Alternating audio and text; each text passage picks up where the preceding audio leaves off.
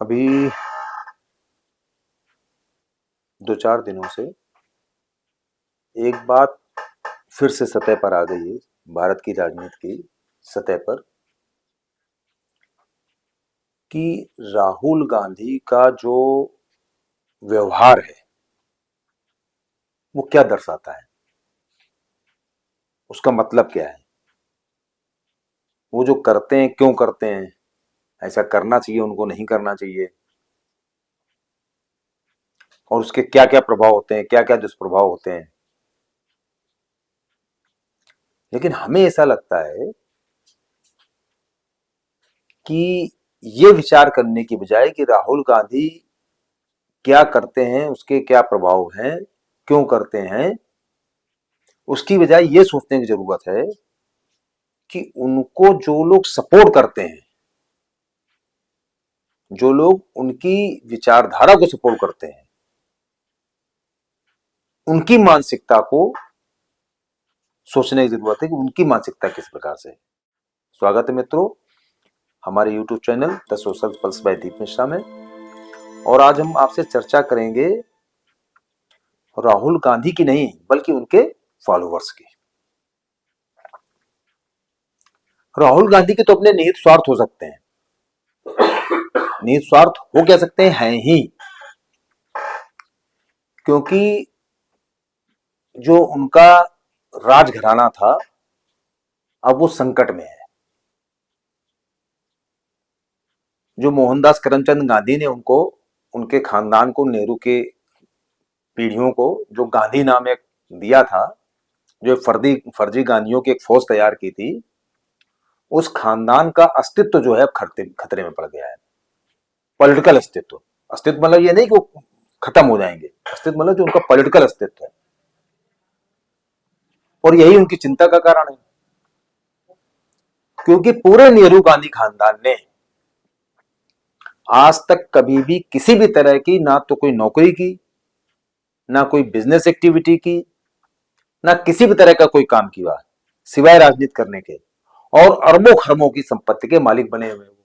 ये पैसा आता कहां से है उनके पास, कौन उनको ये पैसा दे देता है, ऐसा कौन सा उनके यहाँ पैसे का पेड़ लगा हुआ है जिससे तोड़ तोड़ के उन्होंने इतनी संपत्ति इकट्ठा कर रखी है, और जिससे उनका और उनके पूरे खानदान का, पूर्वजों का भी और वर्तमान खानदान का भी पूरा विलासतापूर्ण पूरा जीवन चलता है। नेहरू के कपड़े इंग्लैंड में धुलने जाते थे, है ना। इस तरह की जो कहानियां हैं, और जो उन लोगों की विलासतापूर्ण आयाशीपूर्ण पूरा जीवन यापन था उनका, वो किस खर्चे से चल रहा था, कौन उनको पैसा दे रहा था, कहां से वो पैसा आ रहा था,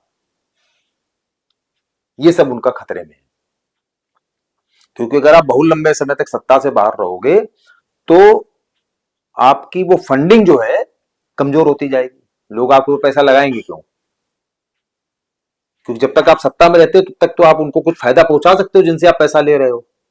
जब सत्ता में रहोगे नहीं तो उनको फायदा कहां से पहुंचाओगे आप, फायदा पहुंचाने का आपका सिस्टम ही टूट जाता है। मान लो आपने चीन को जमीन बेच दी, उसी से पैसा ले आए। मान लो आपने लाइसेंस बेच दिए लोगों को इंपोर्ट करने के, दूसरे देश के लोगों को, व्यापारियों को, उद्योगपतियों को, दलालों को, को आपने वो डील दिलवा दी, वो हथियार खरीदने में, उससे पैसा ले आए।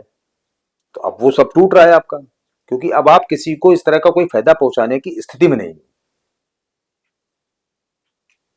तो जो देश विरोधी जितने भी, क्योंकि हर देश के विरोधी क्यों होते हैं, पहली बात तो ये भी समझने की जरूरत है।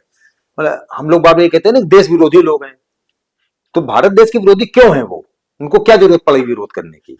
अमेरिका में बैठ के कोई आदमी भारत का विरोध क्यों करना चाहेगा, उसको क्या क्या मिलता है उससे विरोध करने से, क्योंकि वो यहाँ जो फायदा उठाना चाहता है यहाँ के व्यापार उद्योग या बाकी चीजों से, उसको वो फायदा नहीं मिल रहा होता है अगर उसके मनमाफिक सरकार नहीं होती है देश में।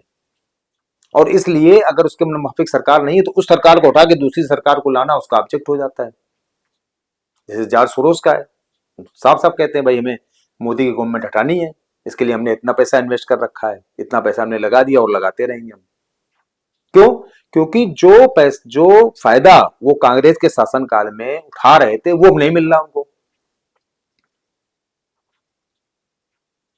ये तो हो गया कांग्रेस का जो राज परिवार है उसका जो पैसे का तंत्र था, अर्थतंत्र था, अर्थव्यवस्था थी उसकी, उसके टूटने के कारण ये सब बिलबिलाते हैं, बिल्कुल अंदर तक बिल्कुल हिले हुए हैं, क्योंकि अब इनको कोई तरीका ही नहीं बचा है कि किस तरीके से रोक पावे हम। अच्छा, पब्लिक क्या है? पब्लिक पहले जमाना इंफॉर्मेशन का इतना नहीं था कि पब्लिक के सामने सूचना सब पहुंच जाए, तो बहुत से लोगों को आपने सालों तो कैसे ही, जैसे नहीं भेड़ों को हाँका जाता वैसे आपने हाँक लिया। गांधी जी जो थे वो अंग्रेज सरकार से पेंशन पाते थे, वो आंदोलन दिखाते थे कि यहां पर कर रहे हैं देशवासियों के लिए। जो आदमी खुद अंग्रेज सरकार से वेतन पा रहा हो, उसको वहां से वो पैसे मिल रहे हो, वो आदमी उन्हीं के विरुद्ध कैसे आंदोलन करेगा? और उन्हीं का पूरा खानदान है ये नेहरू गांधी खानदान। वो जो कांग्रेस की स्थापना करने का पूरा सिस्टम जो बना, गांधी का वहां से लौटना, कांग्रेस की स्थापना, और इसके बाद यहाँ के जो ऐसे लोग जिनको लोग कहते हैं बुद्धिजीवी लोग, उसमें से अधिकांश लोग जो थे वो अंग्रेज शासन काल से किसी न किसी तरीके का कोई बेनिफिट उठा रहे होते थे। उन लोगों को इकट्ठा करके कांग्रेस में शामिल करना और उनके थ्रू अपना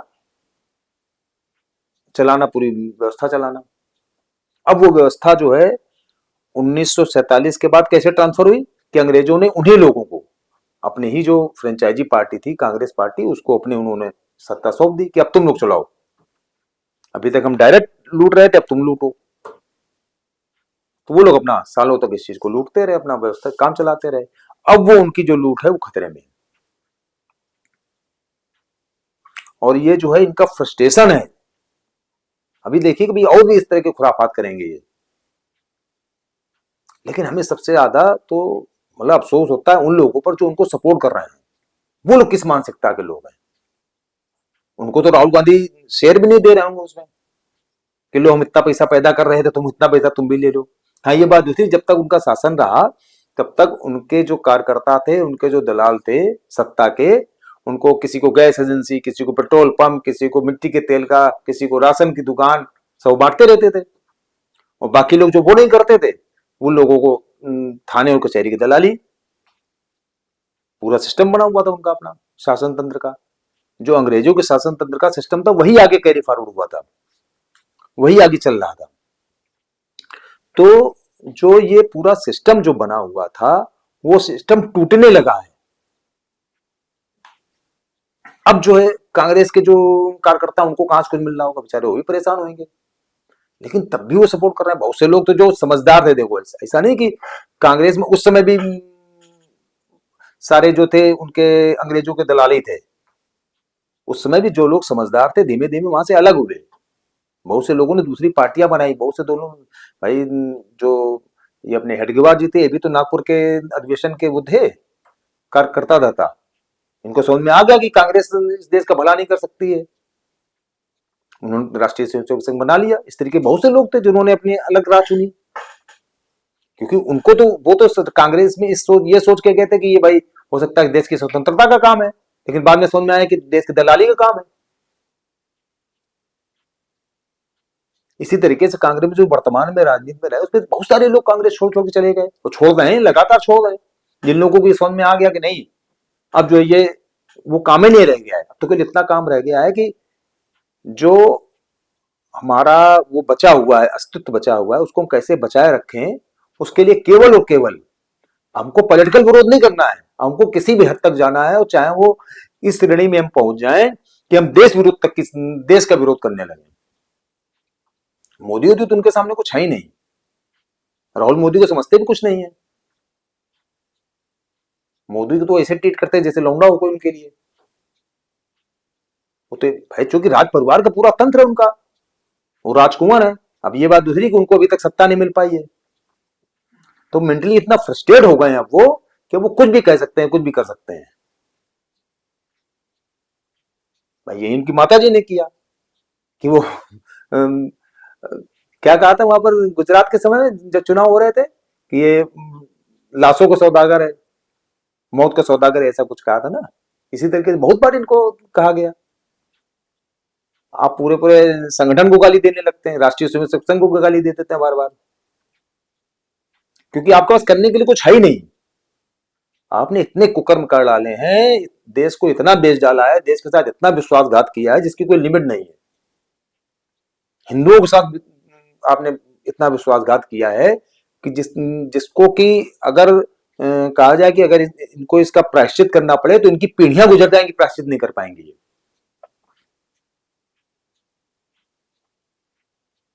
अभी देखो किस स्तर तक जाते हैं राहुल, कोई भरोसा थोड़ी ना अभी। लेकिन सबसे ज्यादा अफसोस इस बात का है कि जो लोग उनको सपोर्ट कर रहे हैं उनकी मानसिकता क्या है। उनको अभी भी सोचना चाहिए कि हम किस आदमी को सपोर्ट कर रहे हैं। एक ऐसे मेंटली फ्रस्ट्रेटेड आदमी को सपोर्ट कर रहे हैं जिसके लिए केवल और केवल अपना, अपने खानदान का जो अस्तित्व है, पॉलिटिकल अस्तित्व बचाए रखना, अब केवल उसका हो रह गया मिशन। इसके अलावा कुछ बचा ही नहीं है। अंग्रेज चले गए, लेकिन जो अपना शासन सत्ता का जो तंत्र छोड़ गए यहाँ पर कांग्रेस के रूप में, वो अब उसके अस्तित्व का प्रश्न खड़ा है। और राहुल गांधी का पूरा जो नेहरू गांधी खानदान है उसी में लगा हुआ है। उनकी बहन जो प्रियंका, उनके बच्चे वो जो हैं, है ना, सब अब उसी काम में लगे। केवल एक ही काम इन लोगों के पास रहता है। क्यों? क्योंकि जो अरबों खरबों की संपत्ति इन लोगों ने इकट्ठा की है, जिससे कि इनका अपना विलासितापूर्ण जीवन चलता रहता है, चलता रहा है अब तक, वो कैसे बचेगा, वो चलेगा कैसे। लेकिन हमें लगता है कि कांग्रेस के जो सपोर्टर हैं उनको ये चीज सोचनी चाहिए कि क्या उनके उस विलासितापूर्ण जीवन को पालने के लिए वो बने हुए हैं। उसी को, भाई जब तक उनको उसका शासन सत्ता का वो मिलती रही, मलाई मक्खन मिलता रहा, तब तक चलो ठीक था कि किसी को राशन की दुकान मिल गई, किसी को कुछ मिल गया, उसमें से अपना वो अपना काम चलाते रहे। अब क्या करोगे आप? भाई कभी कोई कहता है कि पंजाब के वो कहते हैं कि वो 500 करोड़ हमसे मांगा इन्होंने कि भाई हमको ला के दो तो हम तुमको मुख्यमंत्री के लिए चयन करेंगे। कभी वो रेवंत रेड्डी कहते हैं कि 1000 करोड़ हमको ला के दो, है ना, हम तुमको दे देंगे, कोई बात नहीं, हमारा काम करो आप। तो ये जो चीजें चल रही हैं इसमें कांग्रेस में चलती रही हैं, मतलब चल क्या रही, चलती रही, हमेशा से होता रहा है सही। वहां तो हर चीज बिकती रही है ना। मैं चीन को जमीन बेच डाली, तिब्बत बेच डाला, क्या क्या नहीं बेचा भाई, कुछ बचा है बेचने के लिए। और जो उनकी वो थी आत्मा, वो तो पहले ही बिकी हुई थी, अंग्रेजों की गुलाम थी वो, अंग्रेजों के पास गिरवी रखी हुई थी। क्योंकि कांग्रेस की आत्मा जो है, कांग्रेस की स्थापना, उसका उद्देश्य था यही, उसकी आत्मा तो शुरुआत से ही वहां मार्गेज है अंग्रेजों के पास। तो ऐसे मार्गेज लोग जो होते हैं, जो मार्गेज आत्मा के लोग हैं, वो लोग अभी इस तरह के और बहुत सारे काम करेंगे बस। लेकिन एआई समेत में जिन कांग्रेस के युवक, कांग्रेस के कार्यकर्ताओं ने जो किया है, उनको ही सोचना पड़ेगा कि वो किसके लिए काम कर रहे हैं। क्या इस तरह के काम इस तरह के लोगों के लिए उनको करना भी चाहिए कि नहीं करना चाहिए? हो सकता है उनको भी कुछ पैसे दिए गए हों कि तुम ये करो, तुमको इतने पैसे मिलेंगे, चिंता न करो। क्योंकि जिस तरीके से उन्होंने कहा ना वहां, हमारे बब्बर शेर हैं वो तो बब्बर शेर हैं कि क्या है वो तो बाद में पता लगेगा। लेकिन कुछ ना कुछ तो इसके पीछे है, होएगा, कोई ना कोई तो लालच दिया होगा इन लोगों ने कि तुमको इतना हम करेंगे, तुम डोंट वरी। ये बात दूसरी की 10-12 लोग इकट्ठा हो पाए इतना सब करने के बाद भी, वो वहां से कि जिस तरीके से मार के भगाए गए हैं, लाते मार मार के वहां की पब्लिक ने भगाया है समित से, वो कांग्रेस की दुर्दशा और कांग्रेस की वर्तमान स्थिति का बिल्कुल वास्तविक चित्रण है कि इनको पब्लिक लाते ही मारेगी। वोट से लात मार रही है, वास्तविक लात मारने का समय आ गया है इस तरह के लोगों को, जिस तरीके को वहां मार के भगाया गया वहां से।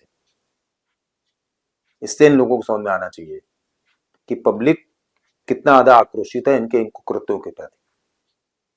लेकिन राहुल तो नहीं सुधरेंगे, क्योंकि उनका अपना जो चीज खतरे में है, उनकी पूरी संपदा, पूरी जो उनकी अर्थव्यवस्था, उसके लिए तो करेंगे, उसको बचाने के लिए लगे रहेंगे इसे ही। मुख्य चीज ये है कि जो उनके सपोर्टर्स हैं, उनके जो समर्थक हैं, जो उनके फॉलोअर्स हैं, उनको सोचना है कि वो क्या करें।